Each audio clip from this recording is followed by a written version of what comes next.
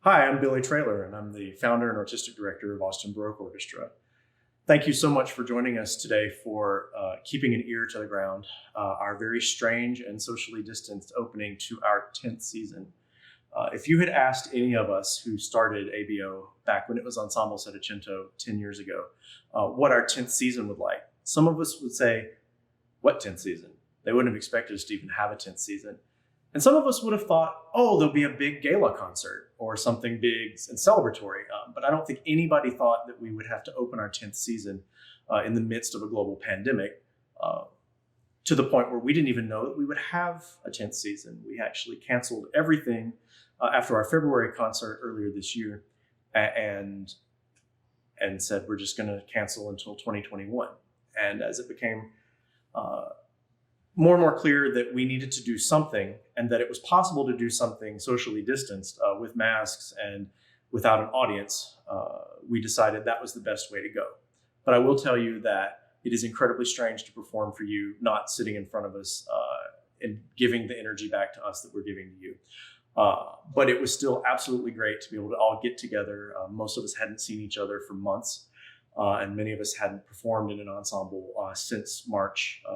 Actually, most of us, the consensus was it was about March was the last time we played. This presented several challenges. You get out of ensemble playing mode and you have to get back into it. And we only had 2 days to do so. Some of us have not been practicing as much as we thought we might as the quarantine has worn on. Some, like me, practiced other instruments. I practiced more keyboard than I practiced oboe. So I had to get my oboe chops back up. And again, just playing in an ensemble, that's a skill set that if you don't refine and practice with through regular use, it goes away like any other skill. So it was really interesting to have to relearn how to play in an ensemble. And what you'll find with this concert is that it is not meant to be a recording.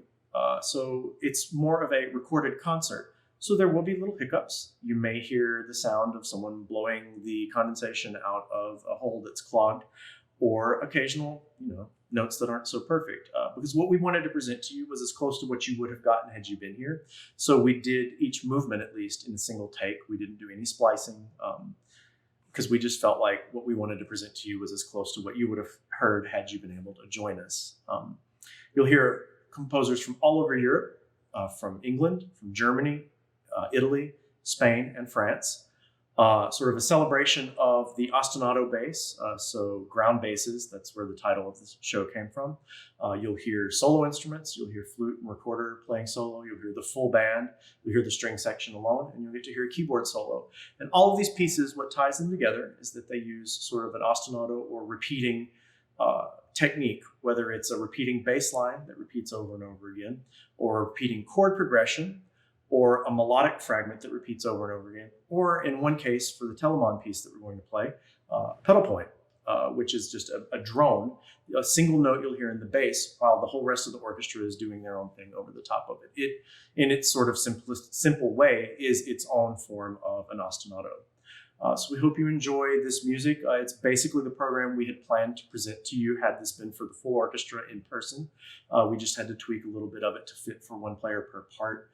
And we weren't able to have our full string band here, and we missed them greatly. I know they're watching right now, and we missed all of you and can't wait till we can all get together, not only as an audience and an ensemble, but as our full ensemble, because we are really kind of a musical family at this point. So we hope you enjoy this collection of ground basses and passacailles and chacconnes and folia variations and a whole bunch of other things by composers from all over Europe, keeping an ear to the ground. Thank you for joining us.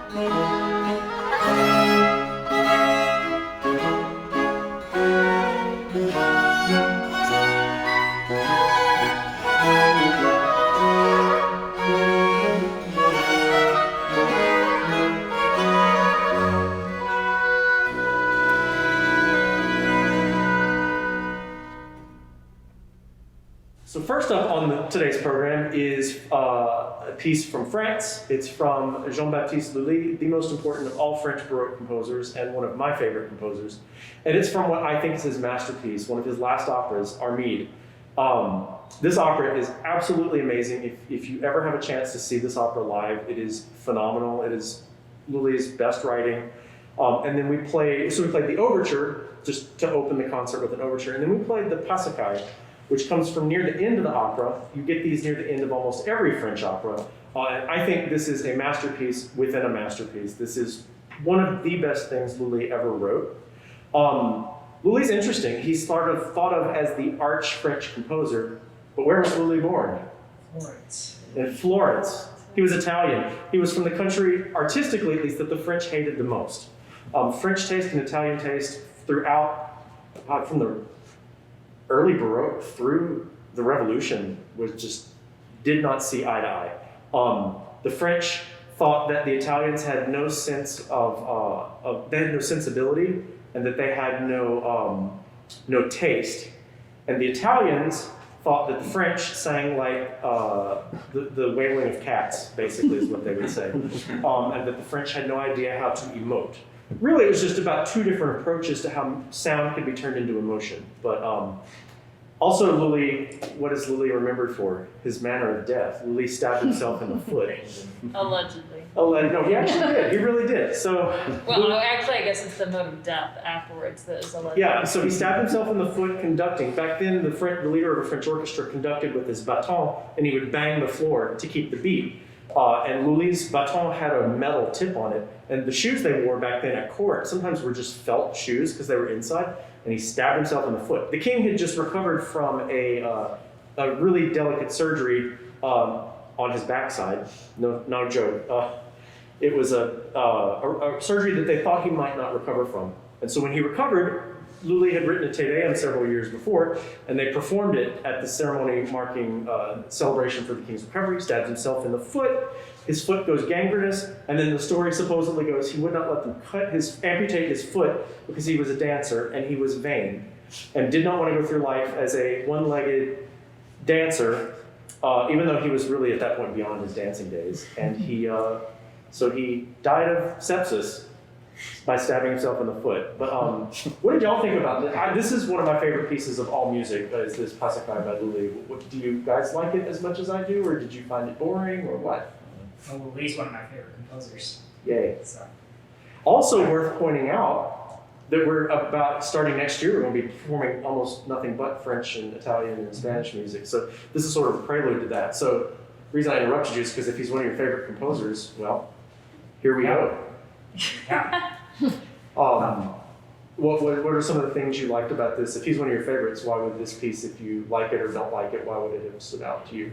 It has a severity and a grace to it all at the same time. And, Yeah. this is, on this whole program, this is one of the pieces that personally makes me keenly aware of these ostinato dance forms. even though in a way they're so restricted, each composer really does put their stamp on it. Yeah. And this is definitely a Passacaille that only Lully could have written. Oh yeah, and it sounds like music by someone who was the kind of person that he, from what we know, was. He was very self-centered. He was very sure of himself.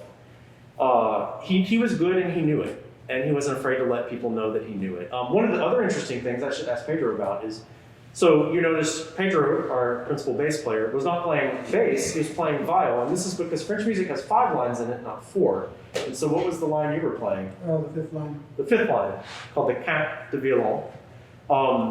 It was actually originally for a giant viola that you had to strap to your arm. It works better on viol. I actually could hear it better than, usually when it's played on a regular viola, you can't hear it at all. I could actually hear it. But I think that, what did you do, as string players, do y'all like that sort of 5-line texture more or less, or is it just different, or what? How do y'all feel about that?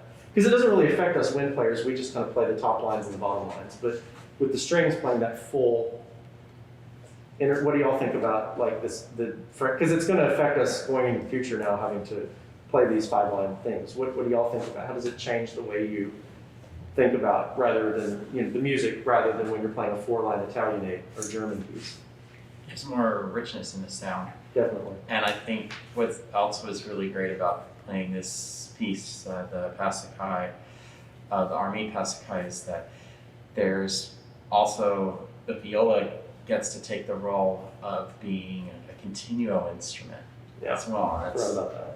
I really, that's something that's fun for me. You feel like in some ways you get to have a leash on the violins at some point. You do, yeah. So yeah, that's really interesting to point out that playing the part, you're playing the Quinte de Violon part, which is the part right in the middle, on these little light trios, all of a sudden the bass instruments drop out, and one of the middle instruments becomes the bass. If we had the full band, there would have been an instrument called the Tide Hautbois, which is the size of an English horn, that would have played on the oboe trio. And you would have used a bass flute, or a bass recorder, I'm sorry, on the flute trio near the beginning. And the viola would have played with the violins. But yeah, I really like what Chris said though, that it's, would you say, severity and grace at the same time. It's it is very severe and serious, but at the same time, it's just really graceful. And yeah, I agree totally with Chris that only Lully could have written this. You don't hear, I've never heard anything like this from like Marini or Comtois or any of these other guys who are all amazing composers. But it's just, there's just this, it's this je ne sais quoi about Lully that he could write these really serious things. And so we hope you enjoy this. I loved getting to play this again. I've played this piece probably 5 or 6 times in orchestras, and every time I get to play it, I'm thrilled. So I'm glad everyone seemed to enjoy it as much as I do. So this is the Overture and the Passacaille from Lully's opera Armide.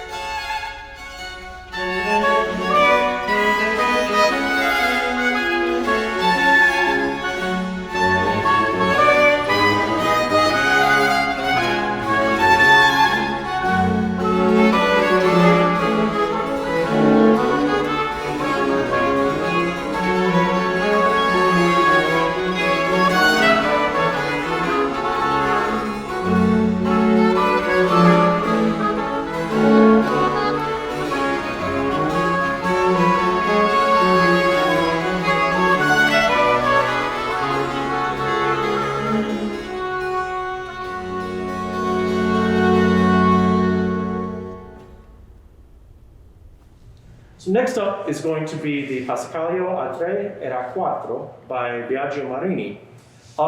Being an oboist, I don't have a lot of experience, or didn't in the past, have a lot of experience with 17th century Italian repertoire because the oboe didn't exist yet. So this is a repertoire that sort of predates my instrument. So I didn't really know much about that repertoire. And so a couple of years ago, Stephanie wanted to do a concert of 17th century Italian music, and I kind of whined about it and said, all right, we'll do it. And I went and listened to this music, and it blew me away. And this was one of the pieces she had me listen to. And so I'm kind of curious why you threw this piece at me. And I'm glad you did, because I absolutely love it. It's really nice. I like this piece in particular because it's got some really crunchy harmonies, which I really enjoy. It is quite lush, or it can be quite lush. And so it's one of the pieces I get a lot of pleasure out of playing and listening to. There's so much flexibility with what you're able to do with instrumentation. So yeah, anybody else? String people? Just heartbreakingly sad. Just Yeah, just definitely. This was one of the Beautiful. first Baroque pieces that I was exposed to on period instruments, so I had definitely feel a strong connection to this particular piece because when I was in college, this was getting into period instruments. This was the first piece that we played on the program, or I don't know exactly where in the program it was. Anyways, but I think it touches on so much of how maybe some of us feel during like a time like this, and but there's hope at the end. It's like this, I think sometimes we have moments where we're really down on ourselves, but I think the message of the piece at the end is that there really is still hope, and there's still light at the end, and don't give up. Yeah, especially we used an older temperament with this, where the chords are particularly pure, and it relaxes into that major chord at the very end, and it's that major third is right where it needs to be perfectly in tune, and it just kind of sits. It's sort of unusual. Marini, a lot of his music's real flashy. He was one of the first composers to write specifically with like double stops and use a lot of pizzicato. He was a virtuoso, and so to have this slower yet really like just painfully emotional piece, it definitely, the first time I heard it, I said, yeah, we need to do this, and I'm glad we got to do it again. It's definitely one of my favorites now, even though it's not for my instrument. So I think they did a great job. I think you'll enjoy it.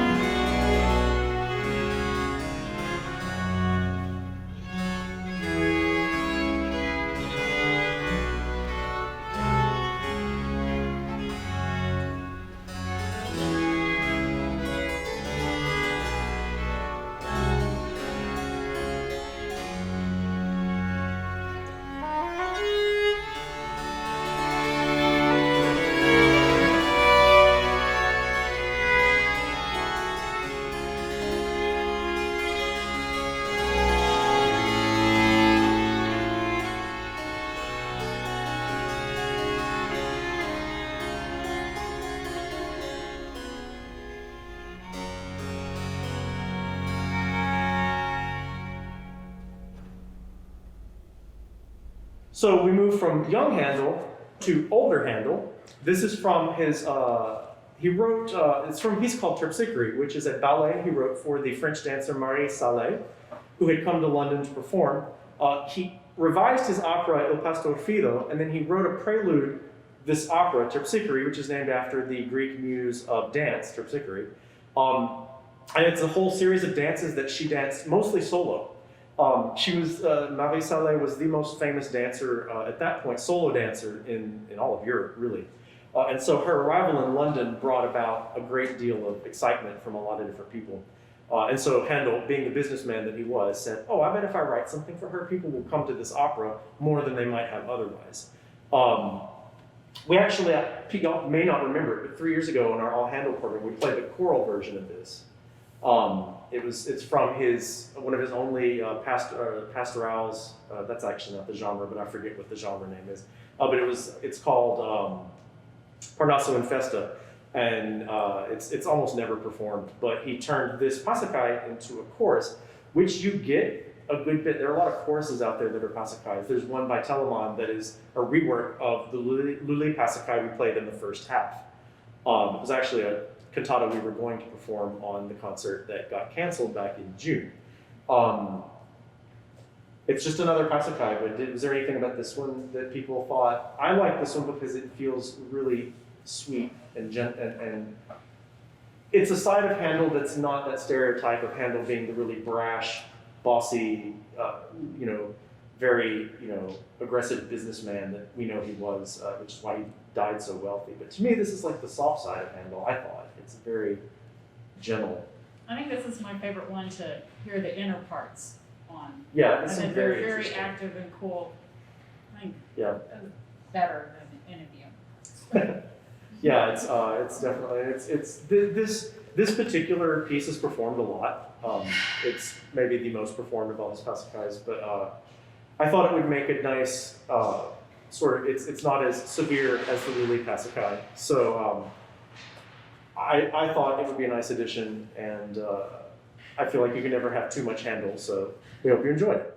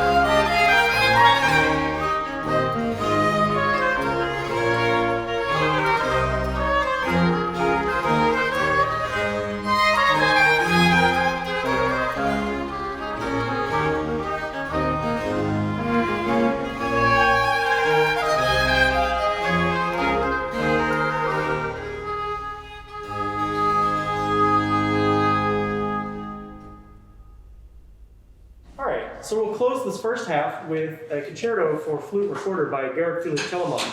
We haven't actually played Telemann in a couple of years, so it was nice to come back to him. And the thing that I found interesting about this concerto is that it's sort of a contrast of the old and the new. And it's a lot like Bach's Brandenburg Concerto number 6, where you have viola da gamba, viola da braccio, or the viola that we usually know, as the old and the new, sort of paired together. And so this we've got the old flute, the recorder, and the new flute, the transverse flute, which was the flute that was going to be, the flute of the future. And there's some really interesting things in this piece. And this is the one piece whose ostinato form is the least obvious, and it's because it's a single note. You'll notice in the last movement, there's a drone.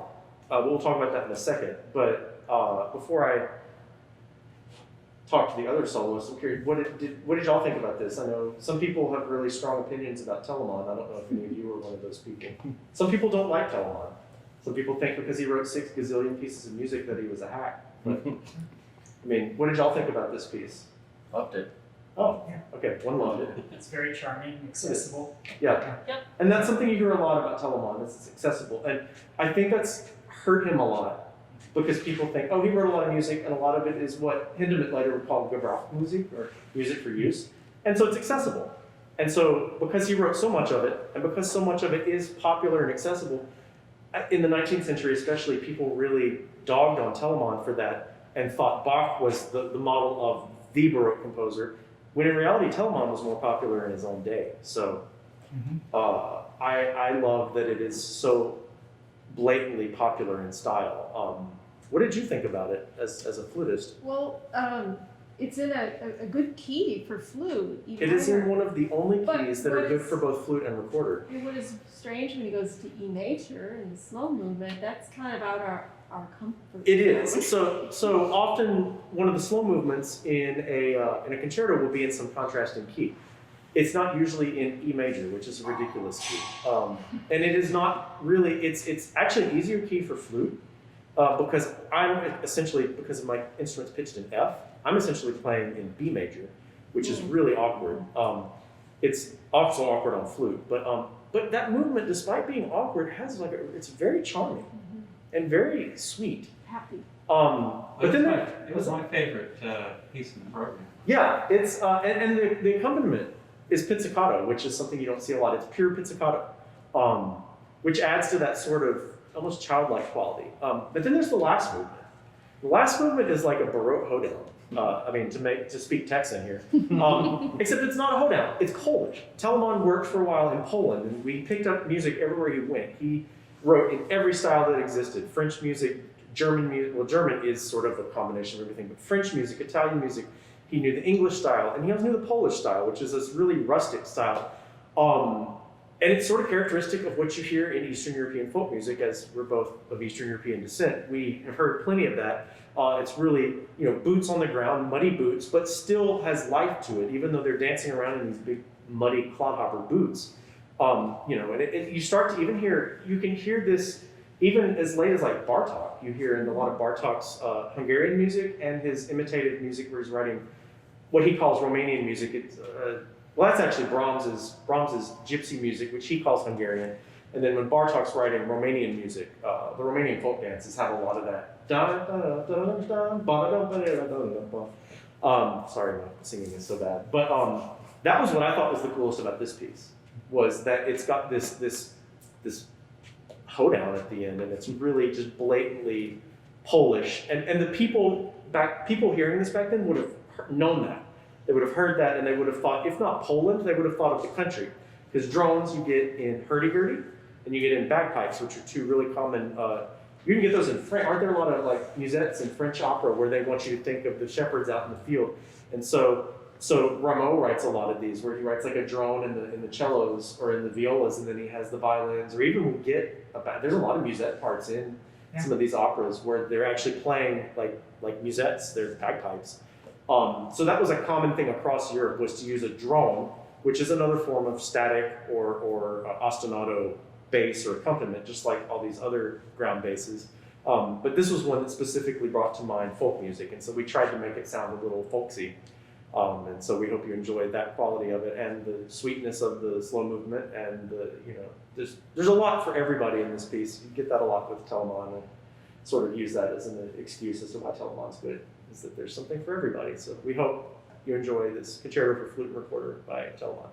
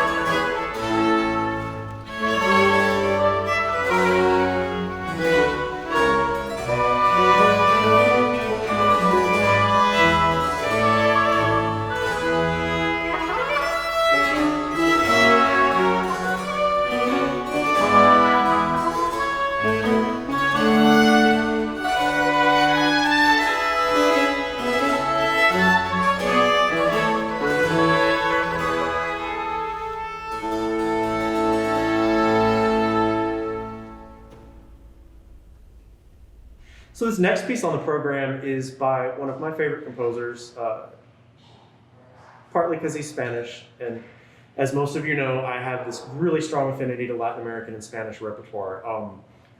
Spanish keyboardists are so underrated. There were some amazingly talented keyboard composers living in Spain in the 16th and 17th centuries. And one of them was Cabanilles, who was born in Valencia, so sort of northeastern, almost in Catalonia, sort of between Madrid and Barcelona. And I don't like nicknames like this where you call someone the so-and-so Bach or the so-and-so Mozart, but he's been known often as the Spanish Bach. Cabanilles was one of the greatest greatest organists and organ composers of his day. And I found this setting of the Folia variation, and I was going to learn it myself. I spent much of the lockdown playing more keyboard than I was playing oboe. Learned some music by this composer, Cabanilles. I learned a couple of sets of variations by Antonio de Cabezon, who's an earlier composer. And I really wanted to play this, but I thought, I'm not playing keyboard on this concert. It would be really inappropriate for me to play a keyboard solo where I'm not playing keyboard on the rest of the concert. And it's a little more of an involved piece that would take me a little bit of time to learn. So I said, you know what? I'm going to see if David wants to play it. And so I sent it to him and I was like, just tell me what you think. I never know what to think when I show people Spanish music because it's different. And some people just don't really care for it. And you didn't respond that way, did you? No, I was so thankful that you introduced this to me because I fell completely in love with it. Quite completely. My favorite music generally is actually Renaissance polyphony. And the wonderful thing about this music is that it is polyphonic, even though the writing can be virtuosic. Nevertheless, I'm thinking all the time about the four independent voices and trying to bring those out, which on the harpsichord can sometimes be challenging. Yeah. And it's interesting you point out that it's polyphonic because the original score is actually written in 4 parts. I wish I had the autographs. I had to reproduce it more or less, and all the voice leaning because I have it, if you'd like it. Now you tell me. I didn't know you needed it. Yeah, because it was important to me to know, even when the voices cross, and they cross quite a bit, to be able to follow the parts nonetheless. It'll be harder for the listener to follow them. Yeah. But if I've done my job right, you sometimes will be able to. No, you could definitely hear. I found that over the summer I learned one of the differencias on Canto Llano del Caballero by Cabezon. And same thing, it was written in open score, so it's written in 4 lines, each voice on its own line rather than a keyboard score. And I noticed the same thing, is I had to really pay attention to which line had the melody, because it's what they call a canis firmus variation, or there's the simple melody, but it moves around. It starts in the soprano, but when it ends up in the alto or the tenor, especially the tenor, it can get really lost. And it's particularly when you're doing a canis firmus variation, because you don't want the listener not to be able to hear the melody. And so to keep the melody, in the 4, it's really hard sometimes when it's in an inner voice. So I had the exact same experience with Cabezon. And the emotional content of the piece is contained in that continuity of the singing voices. So you really have to follow. I'm glad you used the word emotional, because that's the thing that I like to point out about people with Spanish music. It's very, very emotional. It's very serious, but it's also very emotional and it's very emotionally direct. The Spanish were often, very good at putting their emotions right out there for you to see.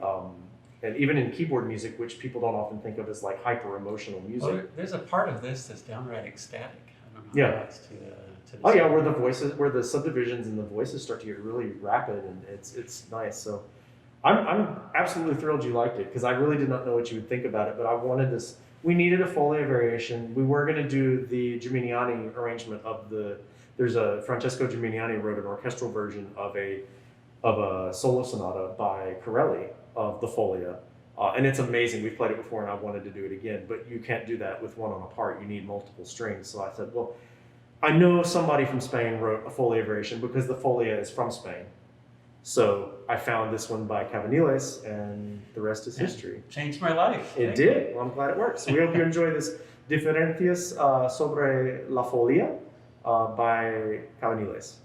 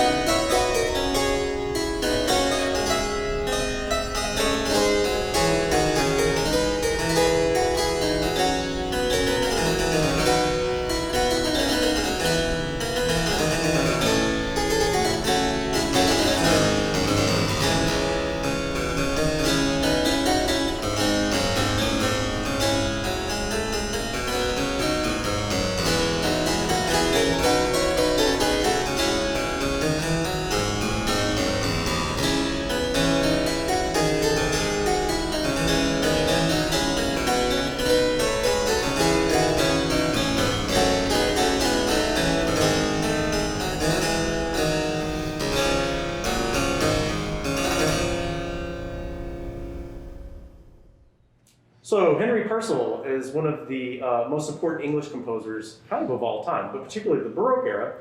He died really young. He was what, 30? He plays a lot of Purcell and knows how old he was when he died. Was he like 32, 35 or something like that? I'm looking at you because you play a lot of violin concerts. He was really young. So Purcell's music has this real light, sort of evanescent, kind of difficult quality to. Well, it's beautiful, but it's difficult to play because it's so light and airy. This is one of the final dances from his opera ballet masque, kind of defies definition, called The Fairy Queen, which was written to go with Shakespeare's play Midsummer Night's Dream. And this is one of my favorite Purcell pieces because there's a lot of really serious music in Purcell's output. Like his church music is so serious, and even like some of the chamber music. Like what was the one we played 2 years ago that was actually fairly? It was one of the ones you picked. Yeah. Is that 3 Parts Upon a Ground or something like that? Or it's one of those. Yeah, it's Chamber another pieces. repeating. Yeah, and it was like, oh wow, it's really serious. There's nothing serious about this. This is light. It's like cotton candy. And it was one of my favorite things on the show, strangely, because I tend not to. Purcell's not like, I wouldn't say he's not my favorite composer, but there's definitely some Purcell that I'm kind of meh about, and some Purcell that I really like. But this I really like, and I thought we had a lot of fun with it. It felt like we were enjoying what we were doing, which is important to me when I pick this music. I try to pick music that not only you would enjoy, but that they would enjoy, because I don't want to torture people. One thing it also features, you might not have ever seen, is a Baroque piccolo. I thought it would add a little sparkle at the end, so we added some piccolo, which is an instrument you don't see very much. It almost looks like a revolutionary fife. It's a little more refined of an instrument than a fife. What did anybody think or like or dislike about this piece, or Purcell, or the Fairy Queen, or? Gosh, I love Purcell because the violin music. The violin players. What was it like to play the piccolo? Actually, I was curious about that. It felt so happy. Yeah. When you start playing the thing, it's Christmas. That's It changed the whole character. It's also standing next to you playing. It also speaks so much quicker than flute Yeah. that it like completely changes. Like especially the last thing you play is that really dark section where it kind of goes almost into G minor or C minor or something like that. And there's a lot of cross fingerings. So on Baroque woodwinds, we have to play these really weird fingerings to get the accidentals. And so the more weird the fingering, the sort of darker and huskier the note is. And so G minor is a really dark key for flute. And you go from that back to C major on piccolo with just this little gap in the middle. And it's like night and day. It's kind of like opening. The sun came out. But it's a cute little dance. One of the things that characterizes Masque, which is a sort of mixed form of English entertainment, is that there was a lot of dance involved. So a lot of the music from Fairy Queen is just the dance numbers. There's music, song music. It's part opera, but it's also part ballet. And so this is one of the ballet movements, and it's definitely. This is not serious Purcell. This is cute Purcell. So we hope you enjoy this dance for a Chinese man and woman from Henry Purcell's opera ballet masque, Fairy Queen.